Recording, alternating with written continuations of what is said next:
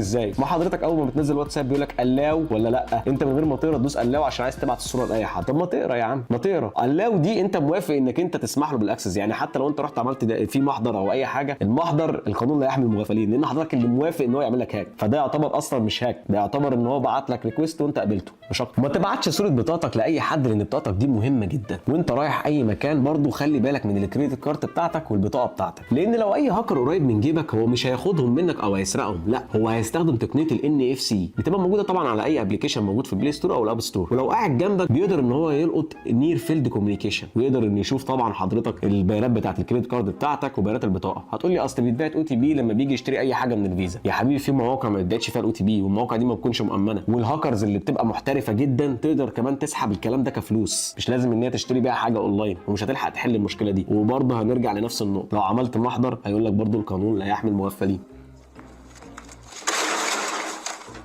حضرتك مطلع الفيزا ومديها له، فدلوقتي التكنولوجيا بقت منتشره جدا، فخلي بالك طبعا من تقنيه NFC دي، لان دي تقنيه مخيفه جدا اليومين دول.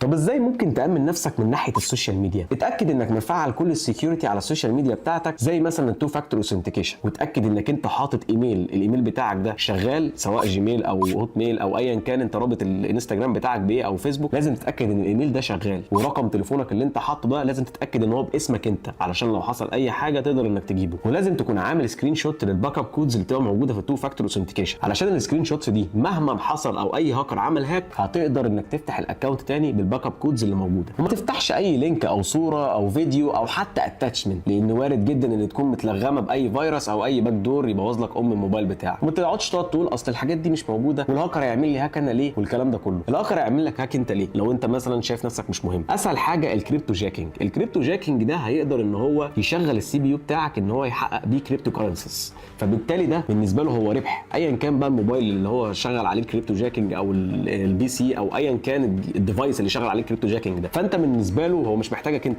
هو محتاج موبايلك هو اللي يديله كريبتو كرنسيز عن طريق الكريبتو جاكينج. وزي ما قلت لكم الفيديو موجود تحت في الديسكربشن اللي مش فاهم. وطبعا ما تفتحش اي لينك جاي لك على اي ميل وتقول اصل دي الشركه اللي انا مقدم فيها في الشغل. يا حبيبي اقرا الاول وتاكد ان الشركه هي اللي بعتها لك. ما هو الهاكر هيكون عارف ان انت مقدم في شركه، لانه عايز يعمل لك هاك، فمجمع عنك شويه معلومات، فلما يعرف ان انت مثلا عايز تقدم في شركه مايكروسوفت هيقوم رايح عامل ايه؟ بينتحل شخصيه موظف في مايكروسوفت ويبعت لك ايميل بنفس الشكل بتاع مايكروسوفت ويقول لك افتح اللينك ده علشان تقدم في الوظيفه. تيجي تفتح اللينك من هنا اهو يتعمل لك هاك من هنا اهو. وطبعا لو انت شخصيه مهمه جدا ومعاك ايفون وبيبعت لك اي فيشنج لينك، مش هيكون فيشنج لينك تكتب فيه اليوزر نيم والباسورد والحاجات دي كلها، لا هو هيكون فيشنج لينك عن طريق بيجاسوس، وهيكون بقى مدفوع فيك $500,000,000 علشان يعملوا لك هاك ويهكروك ويخترقوا